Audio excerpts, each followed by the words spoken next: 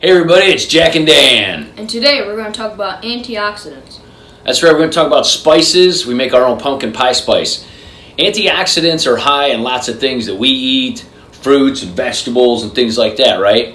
But they're also very high in spices. And we like to add pumpkin pie spice to a lot of things, but we like to make our own, and we're going to go over some of the reasons why and how we do it.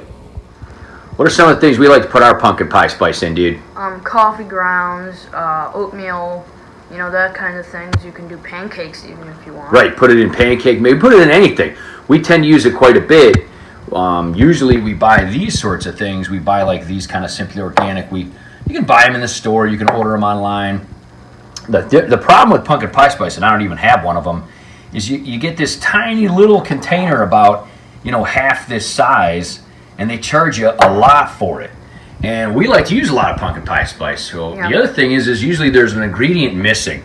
So pumpkin pie spice can be made from cloves, allspice, nutmeg, and ginger and cinnamon, which is in this container right here. We buy a lot of that at a time. The problem is a lot of pumpkin pie spices that are pre-made will either be missing the nutmeg or the allspice or one of the ingredients. So that's kind of annoying. The other thing is they use Cassia Cinnamon. Cassia Cinnamon as opposed to Ceylon Cinnamon, which you can buy separately. Ceylon Cinnamon is shown to be a little bit less toxic to your liver. Now, it takes a lot of that cinnamon to harm you, but we eat quite a bit of it because it's good and it tastes good. Don't ever put a lot in one spot because it gets spicy. It can get spicy. Right. It can be a little hard, but ultimately, if you consume a lot of this kind of thing as a flavor and a taste enhancer for food, which is better than putting in things like sugar and salt and butter and those sorts of things. So you want to be better, make sure your liver's okay. So anyway, you can do your own research on it, but ultimately Ceylon Cinnamon is better. It does not have as much curcumin in it, and it's better for your liver. So we buy our cinnamon. You can see this big, huge pouch. We buy our cinnamon and turmeric and things that we use in large pouches like this. And we just dump these jars are because we have these giant mason jars. Right, yeah, we just dump them into mason jars. And we're going to take these two, we're going to put those guys in the fridge, and then we're going to take over here making our pumpkin pie spice. All right, so we do not use, you'll notice the pepper and turmeric. We're sitting out here, we're talking about the turmeric. We were just showing how we order it in a large volume as opposed to getting it like this. And we just, we use that in our smoothies. We add that to our smoothie and some cooking and things like that. But we don't put it in our pumpkin pie spice. It wouldn't go really, really good with this kind of stuff, But some people might like it. And if we make a smoothie, we might toss in like half a tablespoon or maybe a teaspoon or something in a big smoothie. And we always add a little pepper with turmeric because it makes it more bioavailable. A lot of people don't know about that. That's very important. They should always be eaten together. If you're cooking with turmeric or anything, or have curry or anything, put a little pepper on it. It really helps to make it more bioavailable to your body. The basic recipe, Jack already started putting this ginger in here, but basically we take 15 tablespoons of the cinnamon. We go, it's early in the morning, guys. I'm dry. We go 7.5 teaspoons of the ginger, and then 3 3/4 teaspoons of these other three. It's a roundabout recipe.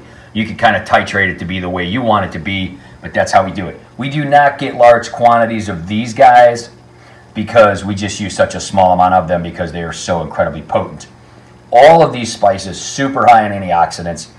And then if we make a smoothie or something, we just put that in there, take about a tablespoon, toss it in the smoothie. Again, we make pretty huge smoothies because we have them for 2 or 3 or 4 people at a time.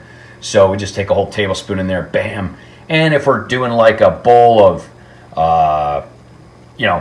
oatmeal or buckwheat or grits or something, we'll maybe use a half of a tablespoon and throw it in a big bowl, or maybe a quarter, depending on how rich you want it to be.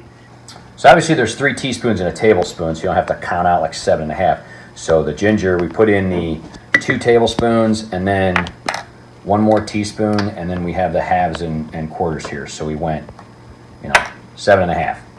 The thing about these spices here, they are really super strong. You're only putting about 3 3 3/4 teaspoons in, so you want to be very careful not to overdo it, especially with something like cloves or something very strong. So again, if it's 3 3/4, you're just going to put 1 tablespoon. You just want to kind of be careful that you don't, you know, dump a bunch in. So there you go. And